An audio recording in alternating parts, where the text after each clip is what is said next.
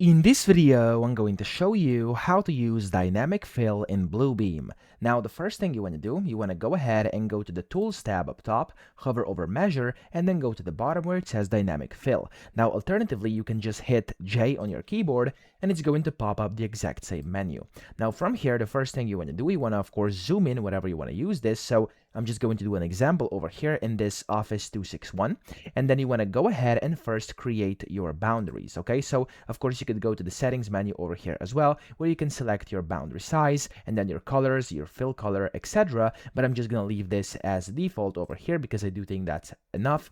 And then if I do add boundary, you can go ahead and basically add boundaries. So let me show you what this means. For example, if I'm doing this Office 261 here, I could go ahead and add a boundary over here, which means it's not going to go through here. And if I now press enter, there's the boundary. I can go ahead and go inside this fill tool up here. So this is the fill tool, and I can just go ahead and hold my left mouse button in here, and that's the boundary, and it's going to fill that specific space.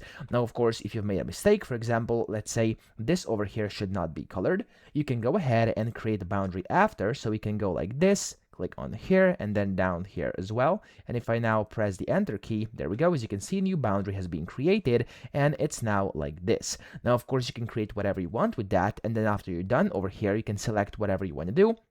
So you have a bunch of different options here. You can see, you can, of course, select whatever you want to have. Polygon markups, you have space, you have area measurement, you have polylength measurement. So there's a bunch of different things you can do. Click on those where you actually want to use them, and then just click on the apply button, and that's going to get applied onto your specific selection. So that's how to use it. I hope this video helped you out. If it did, please subscribe to the channel and help me out as well.